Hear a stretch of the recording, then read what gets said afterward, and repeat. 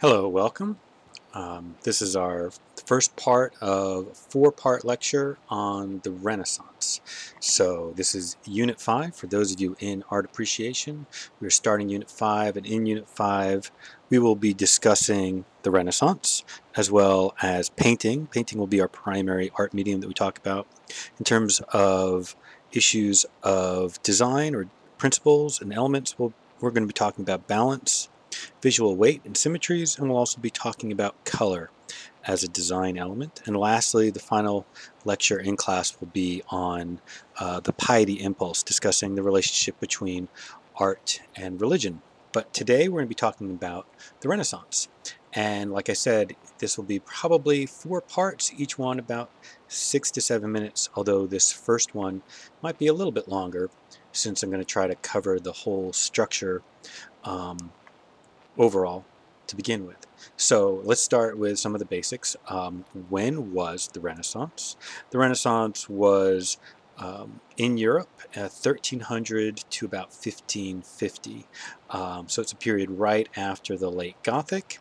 And it is in some ways a period that affected and occurred in all of Europe, but in other ways was very isolated geographically, really isolated to a region of Italy, kind of a small region of the middle and the north of Italy, and to another region in northern Europe, primarily around some parts of Germany, but mostly in Holland and the Netherlands. And so in some ways, like I said, it affected the whole of Europe, especially economically. The economic growth that created the Renaissance were affecting the lives of people all over Europe. But in terms of culturally, and especially in terms of artwork, what we see in terms of products that we say, oh, that's Renaissance art, that really happens in these kind of isolated, or not in these specific locations. They're not isolated in that they were in contact with all the other parts of Europe. Um, okay, so that's number one. Um, and number two, when we say the Renaissance, what do we mean by the Renaissance?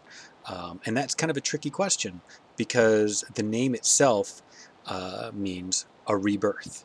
And the people who sell the idea of the Renaissance in history books and art history books, over the years, it has sold the idea of the Renaissance being a rebirth of culture. So it goes into this notion that somehow Europe was in a dark ages, and then at a certain point, bam, culture started again.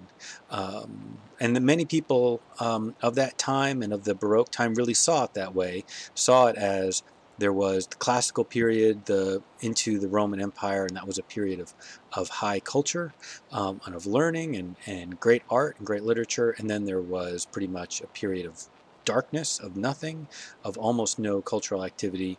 And then there was a return with the Renaissance. And that is a very misleading picture.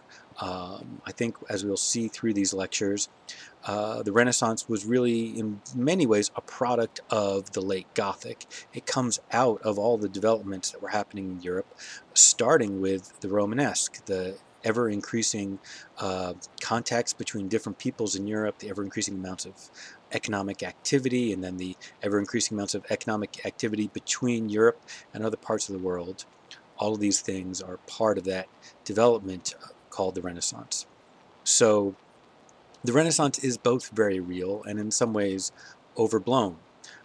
In some ways it is just an extension of the Gothic, and in other ways it is the beginning of the modern age. So it's, like I said, it's tricky.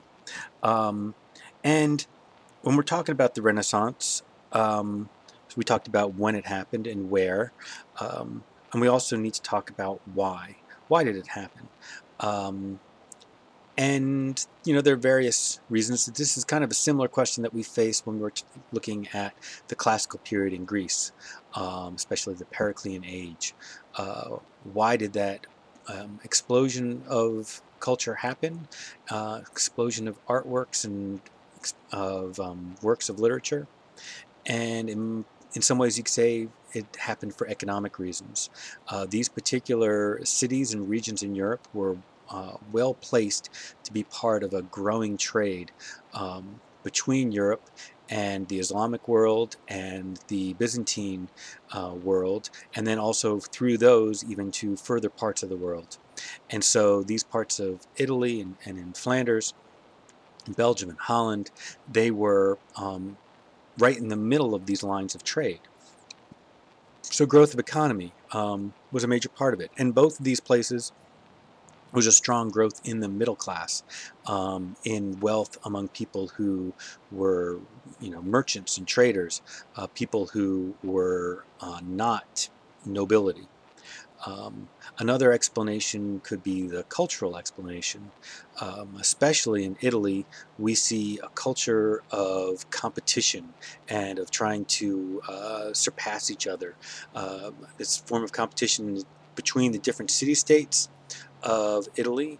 At this point, Italy was not a unified country. They didn't have one power ruling them. It was divided into all these little tiny principalities, some of which were just the size of one city alone. And many of the cities were trying to outdo each other, like Florence trying to outdo Milan or even Rome, and trying to get wealthier. But then even within each city, they were often competition between different rival families. Um, and in your notes, you have a little bit more detail about this. So that's another explanation. And then lastly, the explanation would be kind of a cultural synthesis explanation. The fact that at this time, um, a lot of the different trends, like the trends of late Gothic scholasticism, leading to more and more interest in learning and in questioning philosophical ideas, were combined with rediscovery of classicism, both in Italy in terms of a rediscovery of actual classical artworks and ruins, digging into places and finding the remnants of old Roman buildings, but also a rediscovery of classical works of literature and classical works of philosophy. Many of these had been preserved in the Byzantine and especially in the Islamic world, and were now being retranslated back into Europe. And so Europeans who thought they admired Aristotle were all of a sudden being introduced to all the works of Aristotle and realized how much more there was to learn. And so the combination of these things led to a rebirth as well. I think another thing I would add to that also is that um, like um, one of the interesting things is that oftentimes rediscovering a past culture but not getting the full picture of that past culture allows the new culture to discover their own ideas. I mean, I think a really good example of that is how the one thing that these Renaissance Italians and Northern Europeans never discovered was ancient painting. They didn't know what ancient painting really looked like, so they could only imagine it. And so they had to rediscover it by really actually reinventing or creating their own new idea of what painting was. Um, and so in some ways, I think that that led to some of the most original developments in the Renaissance. Okay, I think that gives us a pretty good overview of when the Renaissance was, what it was. Was it special or not? The answer is yes and no, and why it occurred. And so let's move to the next slide. This slide here, I'm going to return to over and over again throughout all 4 parts of this lecture, or at least most of the parts of the lecture. And because I'm using this as kind of a marker to give you a sense of like that moment that when the early Renaissance in Italy switched to the High Renaissance, somewhere between 1425 and 1440. And both of these artists, Masaccio and Donatello, kind of have one foot in the early Renaissance and one foot in the High Renaissance. And between these two images, you also see some of the wonderful things that represent High Renaissance, like the interest in perspective and the love of human form. And studying human form naturally, a return to, let's say, classical contrapposto. So, like I said, we're going to be coming back to this image over and over again as sort of a marker point in time. But first, we're going to go back in time. Like I said, when we really look at the Renaissance, we start around 1300. Officially, the early Renaissance begins around 1400. So this period, 1300 to 1400, we could call maybe the late Gothic, or we could also call it the Proto-Renaissance. And in this period, we are starting to see some of the signs of what's going to happen. The artwork still looks much flatter than what we expect from Renaissance art, but there is the beginning inklings, like especially in terms of interest in modeling on forms that looks, or like here, and an interest in painting details that create a sense of solidity to form that will later on become very much a part of the Renaissance and of Renaissance art. So, um, and not exactly at the same time, but in Northern Europe a little bit later, we start seeing also hints of the early Renaissance. So I wanted to use this image talking about Robert Campin, this portrait right here, and this his most famous work. That's kind of an indication of what was going on in Northern Europe in the early Renaissance compared to what was going on in Italy in the early Renaissance. And I think also you can kind of see that in both places, the early Renaissance was a reflection of the late Gothic, but also a reflection of how the late Gothic looked in each area. That this looks much more, in some ways, like our typical idea of Gothic, and part of that is because it also looks much more like our typical idea of Northern European aesthetic, as opposed to an Italian aesthetic.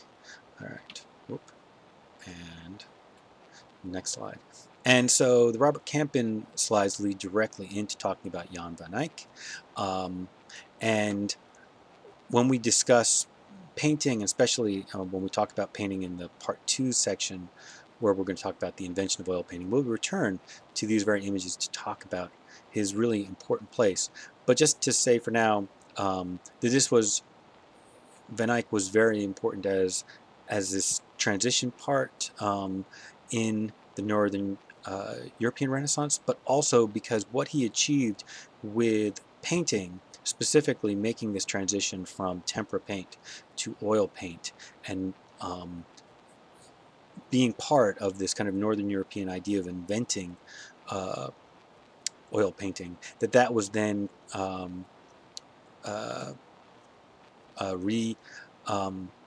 what's the word I'm looking for? Re-imported back to Italy, and became a very important part of the late Renaissance in Italy, because in the late Renaissance we see a transition over to oil painting. Okay, like I said, I want to return to this image over and over again. So that leads us very close to this moment. So we've seen something of what's going on in Northern Europe, and something what was going on in Italy leading up to the early Renaissance. But next we're going to talk about a little more the transition of the early Renaissance to the high Renaissance in Italy. But that will be part 2.